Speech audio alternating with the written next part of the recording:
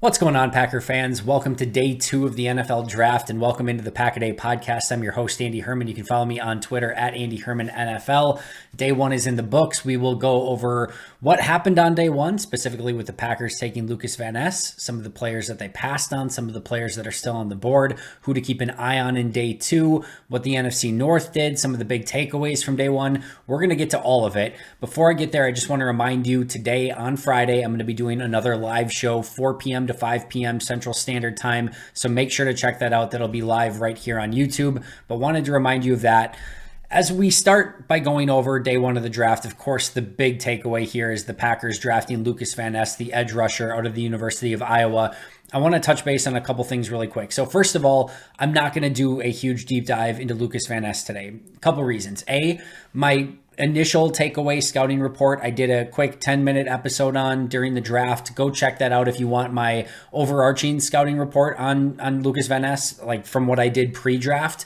And as you guys probably know, if you've been following me for some time, I'm not going to give you a full breakdown because I am going to do as deep of a dive as I possibly can on every single Packers draft pick. So those will be daily episodes coming up.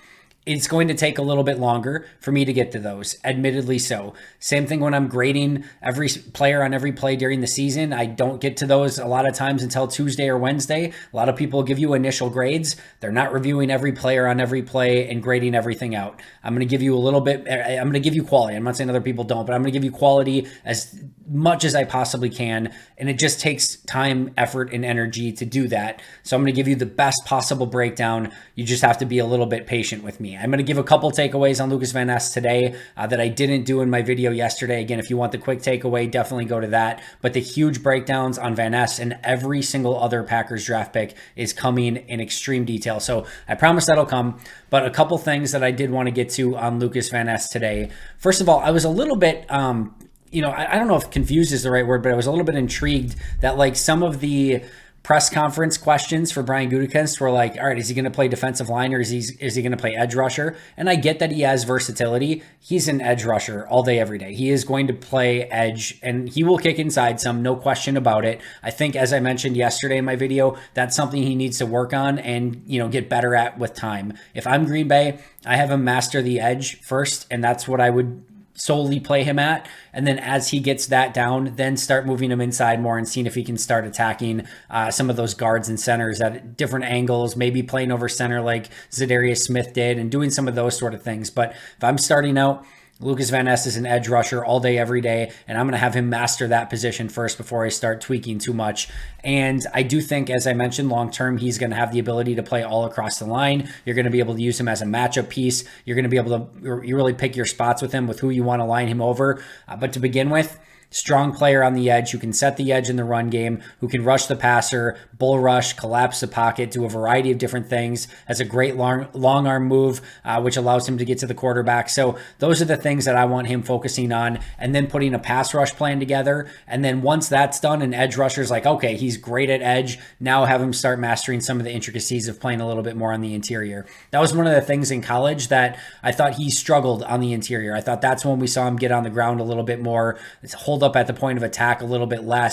You start going against some of those maulers on the inside, especially in the NFL, life's going to be a little bit different. So I would keep him on the edge for the time being, but ultimately wherever he plays, his primary position is going to be edge rusher. A couple things that I wanted to note, and these were from Dane Brugler and his draft guide, but I love this. And I think, again, as you learn more about this player, I really think you guys are going to love Lukas Van Ness. I know there's some angst and some frustration over the pick from some Packer fans. I can't promise you that Lukas is going to be good. I can't promise you he's going to be great. I can't promise you he's not going to be a bust. Everything's on the table with every single one of these draft picks. But Lukas is a first-round talent all day, every day. This is a premium edge rusher with extreme athleticism, with high productivity and limited snaps. Yes, he didn't start. You know what? He finished. He played their primary plays. He was their most trusted pass rusher. He was their most productive pass rusher. He was the guy that they went to on big plays. Yeah, whether he starts or not is irrelevant. And Iowa has a history of starting their veteran players, their seniors, their juniors, and those sort of things. And that was not Lukas Van Ness. He was still developing as a player. And Green Bay got him very, very young. And Van Ness was smart to come out early because guess what? He got taken at pick 13 in the draft, which is you take that anytime you can get it, right? So this is a first round premium selection all day, every day. And whether he turns out or not will remain to be seen. But these type of players have so much upside on the edge. Like they're just so hard to find. And if somebody who can set the edge, who can get to the quarterback, who has no physical limitations, there's nothing that he can't do athletically. Like you take your chances on players like that. And we have seen Brian Gutekunst take aggressive swings at premium positions all throughout his tenure in Green Bay. This is another one. And I know some people are going to say like, but the productivity, he wasn't a starter, things like his productivity on a per snap basis was fantastic. There's no question about that. So I have zero questions about his productivity, and he fits the part entirely. Those are my notes. Now from Dane and some of the things that I loved, and I think you're going to enjoy as well. This was in his negatives column, by the way. This first one was from his negatives column. He competes with a touch of insanity. I'm sorry, Dane Brugler. I love you to death. Your draft guide is the best in the business. That is not a negative for me. The fact that he, quote, competes with a touch of insanity, I love. I will take that all day, every day. I want my edge rushers and defenders to compete with a touch of insanity. Now, to Dane's defense, Dane said he competes with a touch of insanity and then went on to say and it can cause him to play out of control at times and those sort of things. And yes, I get that. I'm willing to sacrifice a little control from time to time for my touch of insanity. I love that his hockey background comes out. It shows, you can tell he's got that fire. He's got that tenacity. His drive is incredible. Those are things that you are going to fall in love with as you watch some more tape, as you see some more highlights, and as he ultimately gets to Green Bay and you see how hot his motor runs. And the other thing that I love, this was not in the positives or negatives, but was just in the summary. When he played in his high school hockey league, he led the hockey league in penalties. Now, this has not carried over. He's not been a highly penalized player in the NFL. But what I want to point out to you, do you know that some of the things that you need to do aggressively and, just how you play the game of hockey to lead the league in penalties? That's the type of player he is. He's tenacious. He's a little bit insane, and you're going to love it. Now, the other thing I will say here is that this is, with Lukas Van Ness, what you're getting is a freak athletic specimen who can win right now simply with his traits. He is not a finished product. He is not a polished edge rusher. He is not a polished defender. His hands need work. His footwork needs work. His cadence as a rusher needs work. He needs to develop a pass rush moveset in order to, change things up and get to the quarterback in a variety of different ways. Those are all things that need work. Guess what? Those are all teachable things. And those are all things that Rashawn Gary has gone through. Rashawn Gary was a freak athlete with size, speed, all the intangibles in the world, everything that you want in a perfect ball of clay edge rusher. Rashawn Gary had it. It was just going to take a little bit of time for him to put some things together. Lukas is going to be very similar in that regards. He has everything that you want, all the things that you cannot teach. And he is so chiseled and freakish athletically that he is going to win sometimes right now just on his pure athleticism. Now, that's not going to be enough to cut it in the NFL, but he's going to be good enough because of how he plays just athletically and with a very hot motor and with a touch of insanity. Those are things that are going to help him win right now. And that is going to limit his floor as a player. I can't imagine a scenario in which Lukas Van Ness cannot help the team in some capacity. He's going to be a good rotational edge rusher almost no matter what. To me, that is his floor. Like I said, I can't guarantee you that he won't bust, but his floor is high enough athletically that he's going to be able to help the team in some capacity. Now, the thing with Van Ness is that if he gets those other things, if he learns how to use his hands, if he learns a better pass rush moveset, if he learns a better, footwork and cadence as an edge rusher and learns how to set up offensive linemen, if he learns the stuff that is very learnable in the NFL as you develop as a pass rusher, if he learns those things, it's game over. You're not going to be able to stop him because he has the real quick first step. He has the strength. He has the ability to push you into the quarterback. He has the ability to win with speed off the edge. He's got tremendous agility. He can play a variety of different positions along the line eventually with time. It's just the technique that needs work. And that is, again, something that is coachable. It is going to be up to the coaches to get the most out of him, which is exactly what the general manager is supposed to do.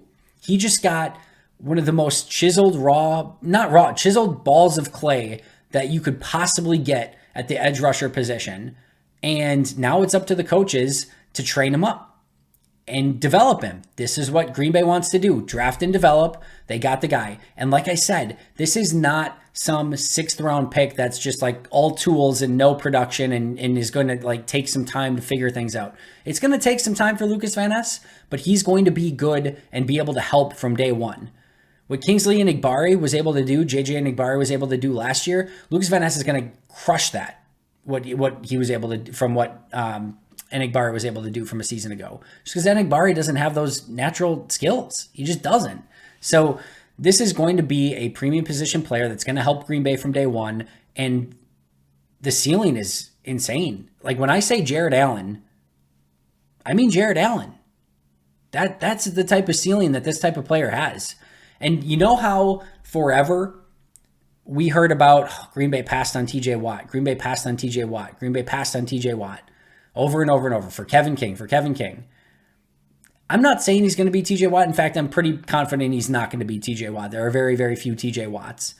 But that's the type of upside that he has. And if he ultimately ends up being another TJ Watt and they took a corner again, like a Christian Gonzalez or a Deontay Banks or something, or even someone else, right? Even if it is a Jackson Smith-Njigba, if you pass on that again, you could be hearing all over again, oh, they took a wide receiver that had injury issues in college and passed on the next TJ Watt. Those are the type of traits and upside that he has at the position. And whether he turns out or not will remain to be seen. But like I said, this is a first-round pick all day, every day. And Ken Ingalls on Twitter put this very, very well. For those of you who are upset, imagine being upset that the Packers drafted a large, athletic, physical, productive, healthy, and young dude with a ton of upside at a premium position of need. It's very well said, Ken, and I agree with you 100%.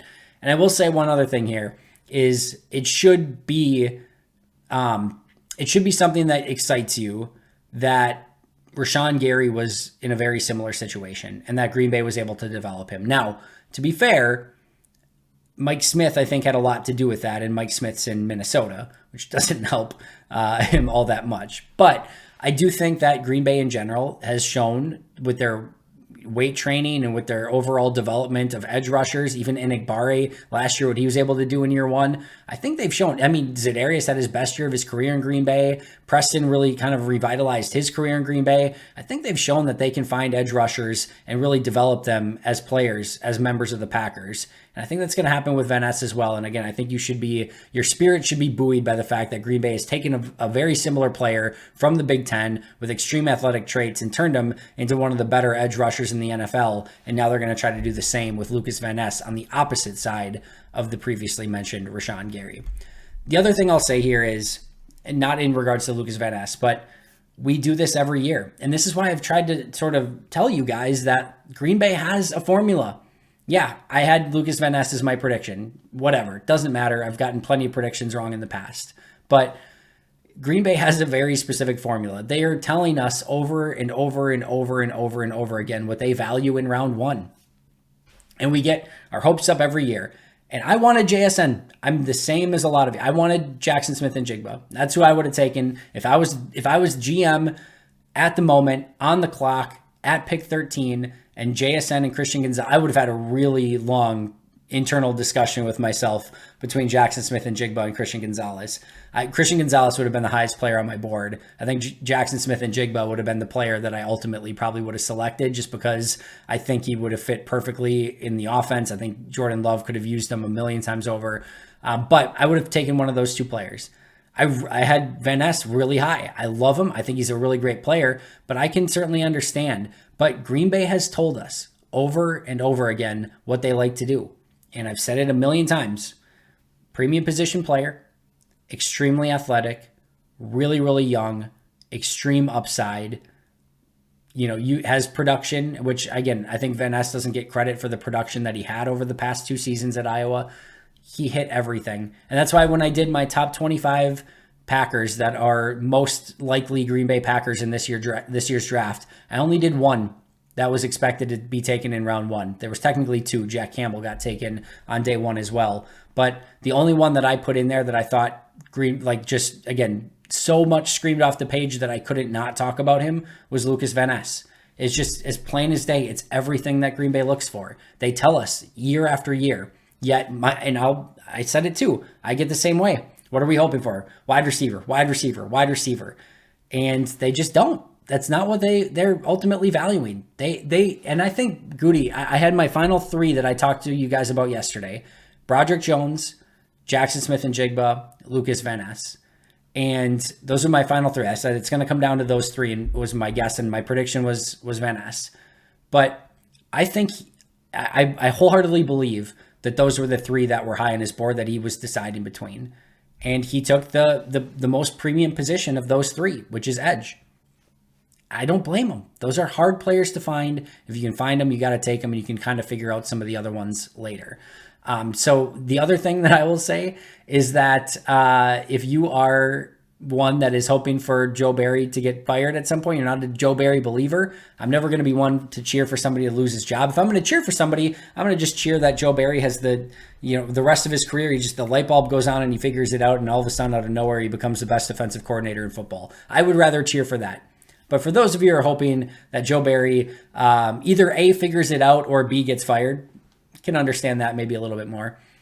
The pressure on Joe Barry is going to be immense. You could tell it from Brian in his press conference of, they've spent a lot of premium picks and money on players on defense, and now they just got another top 13 pick in the draft on defense. The pressure is on the defense. They need to go out and perform. This is no longer a team with a Hall of Fame quarterback. You are going to have to win in different ways, and that starts with being a dominant defense, and that's what the expectation is going to be this year. I think we're all smart enough now to not say that Green Bay is going to have a top 5 or top 10 defense. Nobody's going to predict that until Green Bay goes out and proves it. You have to prove it, and especially when Joe Barry's your defensive coordinator. So you're going to have to go out and prove it, but the pressure is on, and the pressure on Joe Barry this season is going to be immense. And then let's talk for a second about JSN and Christian Gonzalez, because I know, like I kind of said in my quick video yesterday, that that's the elephant in the room, right? So a couple things. I love Christian. He was a top 5 player in the draft for me. I think he would have been a just disgusting fit with Jair Alexander on the outside. But a couple things. They've spent a lot of money and resources on corners already. To go Jair in the first round in 18, Eric Stokes in the first round in 21, and then Christian Gonzalez in the first round in 23. That's a lot of premium selections on one position in 5 years-ish. So that's a lot to ask. And I can understand why maybe they didn't want to do that, even though Stokes is injured, and even though Rasul might be on the last year of his deal. Keyshawn Nixon could be one and done depending on what his contract looks like next year. There's a long-term need there still. I think you can make the argument that they put a lot of money and resources into that position already, and going in that same direction maybe wasn't the right direction to go in. I can understand that if that was the thinking. And the thing with JSN that I'll say, as I'm going to say it one more time, I would have taken JSN. Of everyone that was on the clock at the time, I would have taken JSN. But the thing that I will say is, while I do believe he can play on the outside, he is primarily a slot receiver. Look at this draft and look at a lot of the drafts that are projected in the future. You can find slot receivers. you can find a lot of slot receivers. Now, not many quite as good as Jackson Smith and Jigba, and I think he's going to go on to have a phenomenal career. It is a pain that he's going to Seattle with DK Metcalf and Tyler Lockett and a really fun trio of wide receivers. Kenneth Walker at running back. Like, that is a fun group. We'll see what Geno Smith can do with it. He had a really good year last year, but slot is a far less priority to find, especially in the first round, than outside wide receivers. Those are the tough ones to find. Those are the ones that you really need to spend premium picks on. And I think it's somewhat telling that, not only did the Packers not take JSN, but he didn't go until pick 20. It wasn't like teams were scrambling to get up and like, oh, Green Bay and the top 13 teams passed on him. Let's move up and get him. Let's get him. He lasted until pick 20. And then there was a run on wide receivers, 21, 22, 23, all went wide receiver with Addison and Johnston and Flowers, not in that order, but there was a quick run on wide receivers.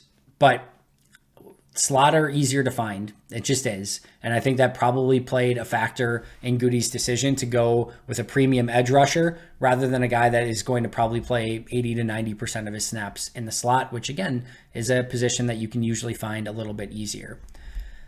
All right, let's talk playmakers for a second, because there were a lot of people upset that Green Bay didn't take JSN and that they didn't end the first round with a playmaker. I know a lot of people went into the draft looking JSN, Michael Mayer, Dalton Kincaid, a couple of those things, right? It is so weird to me that this is a franchise that has found non-first round playmakers better than probably any other franchise. Maybe the Steelers are right around there with them as well, with the Antonio Browns, the Emmanuel Sanders, the Chase Claypools, the Deontay Johnsons, the Hines Wards, you can go on and on. They found a lot of them as well. But this is a team that has found Christian Watson, Romeo Doubs, MVS, Devontae Adams, Randall Cobb, Jordy Nelson, James Jones, Greg Jennings, Donald Driver, amongst others, on day 2 and beyond in the draft, that have not spent premium picks on wide receiver, not a first round pick on wide receiver since Javon Walker. And I could understand if it is a history of failed 2nd through 7th round wide receivers. That is an incredible list of day 2 and 3 wide receivers that Green Bay's been able to find. Green Bay will continue to look for playmakers on day 2 and day 3 of the draft, and I expect a playmaker bonanza over the next 2 days. Wide receiver, tight end, even at running back, expect plenty of playmakers off the board, and we are just getting started. This is where it's going to get really fun. This is where Green Bay is going to attack the playmaker position, and the next couple days should be really fun for that reason. And even the last great tight end Green Bay took, by the way, was Jermichael Finley, who was taken in the 3rd round, not the 1st round. So just because they didn't go playmaker round 1 does not mean they can't find some really good playmakers on day 2 and day 3 in the draft. All right, which brings me to my next thing, and that is my day 2 watch list. So I want to go over first.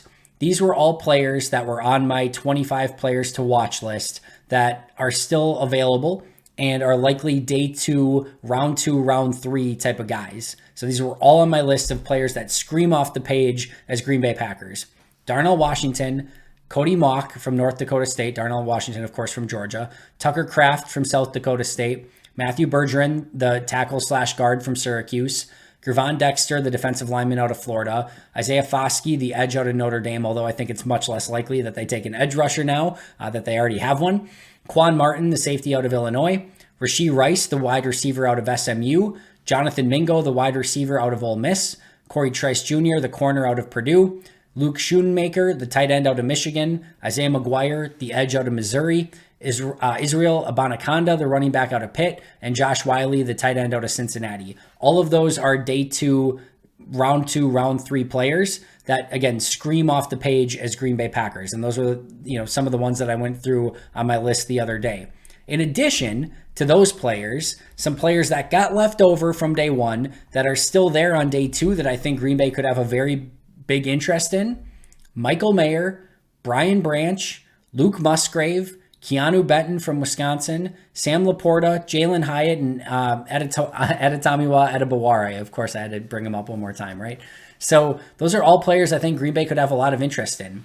If I was building a big board for Green Bay, knowing that they have 2 of the top 14 picks in this year's, or in the 2nd round, I should say, so they have 2 of the first 14 picks: Darnell Washington, Tucker Kraft, Matthew Bergeron, Quan Martin, the safety out of Illinois, Jonathan Mingo, Michael Mayer, Brian Branch, Luke Musgrave, Sam Laporta, Jalen Hyatt, Joey Porter Jr., who's still out there, Cody Mock, Adetomiwa Adebaware, and Keanu Benton.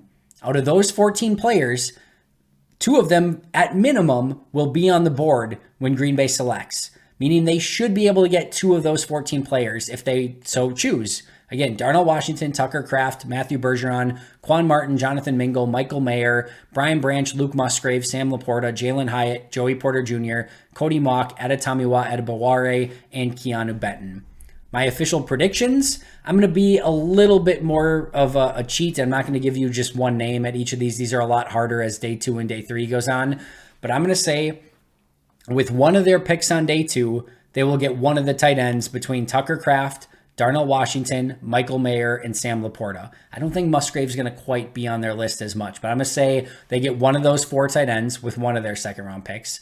I'm going to say that with their other second round pick, they get either Rashee Rice or Jonathan Mingo, one of those 2 wide receivers. I think one of those 2 will be the pick at wide receiver. I think one of those 4 tight ends, again, Kraft, Washington, Mayer, or Laporta, will be their pick at one of the picks. And then in the 3rd round, if I had to narrow it down, I would say Josh Wiley, the tight end, Israel Abanikanda, the running back, Zach Kuntz, the tight end, and Quan Martin, the safety. One of those 4 in the 3rd round. So again, one of the 4 tight ends, Kraft, Washington, Mayer, or Laporta, with one of the second round picks, either Rashee Rice or Jonathan Mingo with the other second round pick. And then Josh Wiley, Israel Abanikanda, Zach Kuntz, or Quan Martin with their 3rd round pick. Those would be my official predictions. If Green Bay wanted to get a little bit more aggressive and move up and make sure they get some of those players, theoretically, pick 45, the second of their second round picks, plus their 3rd round pick, should get them to the top of round 2. So if they wanted to give up their second round pick 45, plus their 3rd round pick, which they'll probably waste anyway, hopefully that's not the case. But, if they wanted to do that, that theoretically should get them right to the top of round 2. Maybe they take a Michael Mayer. Maybe they take a Brian Branch, get one of the best tight ends or the best safety in this year's draft. That could be the direction that they go in if they want to move aggressively up in the draft. In addition, pick 42 plus the 4th round pick, if they wanted to go in that direction, would get them to about pick 35 or 36, which would be either the 4th or 5th pick in round 2, which would probably guarantee them one of those top tight ends at that spot. The other, just kind of clean up as we go through and kind of review day 1 of the draft. As I mentioned, tight ends round 1, not a lot of value at that point, and the NFL ultimately seemed to agree. The best one in the group, in my opinion, Dalton Kincaid, he ends up going in round 1. The Bills move up for him, jump Dallas, who probably would have taken him at 26, or I think the Bills moved up to 24. Either way, it doesn't matter. The Giants were at pick 25. I think that was the pick that got moved. I think the Cowboys were at 26. But either way, Kincaid gets taken at pick 25, and the Bills move up for him. But the only tight end taken. And that's why, to me, the talk of tight ends at pick 13 seemed silly all along. Like, that's just, yeah, if you see one of these guys that's just a can't miss, physical freak, extreme production in college at tight end, like, yeah, maybe you take that gamble earlier. But in this draft, I feel like around pick 25 was exactly where the value was. That's where the Bills get Kincaid. And meanwhile, Michael Mayer, who people were mocking at 13 and 15, doesn't even get taken in round 1. Darnell Washington not taken in round 1. Luke Musgrave not taken in round 1. And there's a lot of value at tight end still on that board. Meanwhile, the NFC North was a really interesting draft for the NFC North. So, of course, we know Green Bay's pick. The Bears take Darnell Wright, offensive tackle out of Tennessee. As you guys know, I love Darnell Wright. I think he's a phenomenal player. I don't know that necessarily I think that, where they got him, pick 10 was rich or anything like that. I think that's a fairly decent, pick at pick 10 with Darnell Wright. I will say this, and I know Chicago got a haul of draft picks from Carolina, which they did a phenomenal job with. I think they get DJ Moore in that trade as well, which was a huge pickup for them. Overall, Chicago did a tremendous job. Plus, they moved down 1 pick and picked up a 4th round pick and still got their guy. That was a good job by them. So they did a really good job with all of that.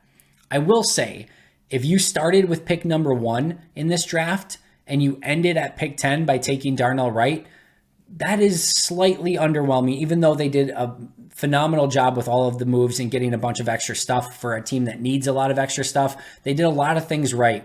But if you go into a draft with pick 1 and you leave with pick 10 and Darnell Wright, and I know a lot of other stuff, but that, I don't know, that I'm not as concerned about that as a Packer fan, even though I am concerned about all the other capital that they did acquire in the process. And like I said, I love Darnell Wright. So good pick for them overall. Vikings get Jordan Addison. I really like Jordan Addison, and I think he fits really well in Minnesota, unfortunately. I think him and Justin Jefferson are a really smart pairing. You want to know who I saw a little bit of when I watched Jordan Addison? Stephon Diggs. I don't think he's going to be that, but you see a little bit of the smoothness in his game that Stephon had coming out of college. I see some of that same game in Jordan Addison. The Addison-Jefferson group could be a real pain in the butt, and I'm not a huge fan of that, but still, I think they have 2 good wide receivers, but Kirk's only going to take them so far. Delvin's starting to wear down a little bit. It's going to be a good offense, but they're going to need a little bit more to get over the hump, and I just don't think they're going to get there ultimately. Meanwhile, the Lions had probably the most interesting draft of any team. They honestly took what are probably my 2 favorite players in the draft, in Jahmyr Gibbs and Jack Campbell. I love to death both of those players. That was so rich by taking them where they took them. And it's such a weird dynamic for me because I'm like, that's my favorite offensive player, my favorite defensive player in the draft. Love both of them. Such a pain that they go to the Detroit Lions. But as a Packer fan, it's bad business taking for the Lions to take a running back that early and an off-ball linebacker. Like, you had 2 top first-round picks, and you got an off-ball linebacker and a running back? Yeah, that's cringe. That's not modern day drafting. That's not using analytics to your favor. And as much as I love both of the picks, I love both players. Like I said, my 2 favorite players in this draft, probably those 2. And they get both of them. And you would think if any team got your 2 favorite players, you would be like, oh my God, that's the greatest draft of all time. But like, I was thinking Jahmyr more towards the end of round 1 and Campbell maybe middle of round 2. And even if you got like either guy like end of round 1, like maybe, but man, they went aggressive going after both of those players. And like they got 2 phenomenal football players. Campbell's going to be really fun and fit perfectly in that defense. Jahmyr Gibbs also going to be a huge pain to go against. He is going to be an explosive running back in Detroit. Those are not going to be fun things to deal with for Green Bay, nor is Jordan Addison, and Darnell Wright's going to give Justin Fields a lot of protection on the right side. I like all 4 of those players a lot. None of it really scares me all that much from a Green Bay point of view. I thought the NFC North did good. Like, they left with Darnell Wright, Lukas Van Ness, Jordan Addison, Jahmyr Gibbs, and Jack Campbell. 5 good players, but ultimately, I don't know. The Lions one is really, really interesting. That's going to be really fun to kind of keep track of how that plays out. The Texans versus the Eagles is a really fun dynamic here. Both teams had 2 picks in the first round. The Texans get Stroud, which I love at pick 2, but then make a absolute boneheaded, like, just gave up way too much to go get Will Anderson rather than giving up a little bit and getting Tyree Wilson, or even just moving back and getting like a Nolan Smith or like a different edge rusher at a different point in the draft, or staying put and just taking Lukas Van Ness. Like, I can't imagine giving up that much draft capital. Like, they could have given up a 2nd round pick and gotten Tyree Wilson, or all of the crap that they gave up for Will Anderson. To me, it is a no-brainer. Give up the 2nd and go get Wilson rather than that much for Will Anderson. But 2 really good players they got, but that was a lot to give up. Meanwhile, the Eagles, what did they do? They get 2 more Georgia defenders. They get Jalen Carter at pick 9, move up, give up a future 4th to move up 1 spot. And then Nolan Smith just falls to them at pick 30. That defensive front is stupid insane with what they have, with depth, rotation ability, different flavors of players. It is disgusting what they have on their defensive front right now. So to me, Texans, a big loss for what they gave up. The Eagles, a huge win for what they were able to acquire with their 2 first-round picks. The Cardinals got an absolute haul from the Texans and then gave a little bit less to move, or a lot less to move up and get Paris Johnson, the guy that they wanted at pick 3 anyway. Thought that was a masterclass by the Cardinals. Those are my key takeaways from day 1. The last thing I'll say is now is when the real draft begins. Day one is the sexy picks. It's the picks everyone knows, the players everyone knows. This is where GMs really make their money. Day 2, day 3 of the draft, really building the foundations of your team. And this is where Green Bay has the ability to really fill out those playmaker positions. And I think these next 2 days are going to be a ton of fun for Packer fans as they unlock and unwrap a lot of presence at the skill positions. Should be a lot of fun. Reminder, 4 p.m. draft show Friday. Check it out. I'm also going to do a live one immediately following the draft on Saturday. Going to continue to break down the picks on day 2. So when Green Bay makes their selections on day 2, I'm probably going to wait in the second round until they've made both of their picks and then just do one quick video. And then I'll do one following their third round pick as well. But keep an eye out for those. And of course, you're going to get your daily episode 365 days a year as well. It is late. It's 1:28. I've done a lot of draft stuff already. But I love this weekend. Thank you so much for joining me. Make sure to subscribe if you haven't already. I'll see you guys in a bunch of different things in the next couple days. But until next time, and as always, go Pack Go.